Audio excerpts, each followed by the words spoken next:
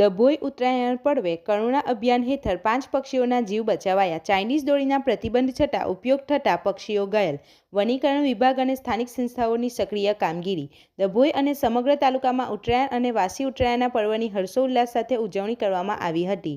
જો કે આ આનંદના પર્વ વચ્ચે આકાશમાં ઉડતા અબોલ પક્ષીઓ માટે પતંગની કાતિલ દોરી જીવલેણ સાબિત થઈ છે। ડભોઈ તાલુકામાં કરુણા અભિયાન અંતર્ગત વનીકરણ વિભાગ અને સ્થાનિક સેવાભાવી સંસ્થાઓના સંયુક્ત પ્રયાસોથી અનેક પક્ષીઓને નવજીવન મળ્યું છે, તો બીજી તરફ 5 પક્ષીઓએ પોતાના જીવ બચાવ્યો હતો। કલેક્શન સેન્ટરો દ્વારા ત્વરિત કામગીરી પતંગની દોરીથી ઘાયલ થતા પક્ષીઓને તાત્કાલિક સારવાર મળી રહે તે હેતુથી વનીકરણ વિભાગ 2 દિવસની અંદર અલગ અલગ જાતિના 3 કબૂતર, 1 સમડી, 1 કાબરનો જીવ બચાવી લેવામાં આવ્યો હતો। જાન્યુઆરી સુધી ચાલેલા આ વિશેષ અભિયાનમાં વન વિભાગની ટીમ અને સ્વયંસેવકો ખડે પગે રહ્યા હતા। જીવ બચાવવાના પ્રયાસો અને જાનહાનિ। પ્રાપ્ત વિગતો અનુસાર 2 દિવસમાં અલગ અલગ 5 પક્ષીઓના જીવ બચાવ્યા હતા। દરમિયાન પતંગની દોરીમાં ફસાયેલા અને ગંભીર રીતે ઇજાગ્રસ્ત થયેલા 5 પક્ષીઓને રેસ્ક્યુ કરી તેમનો જીવ બચાવવામાં સફળતા મળી હતી।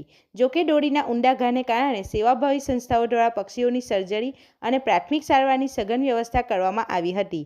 ચાઇનીઝ દોરીનો બેફામ ઉપયોગ ચિંતાનો વિષય। સ્થાનિક લોકો અને સેવાભાવી સંસ્થાઓના જણાવ્યા મુજબ વહીવટી તંત્ર દ્વારા ચાઇનીઝ દોરી પર સખત પ્રતિબંધ લાદવામાં આવ્યો હોવા છતાં ડભોઈમાં મોટા પાયે તેનો ઉપયોગ થતો જોવા મળ્યો હતો।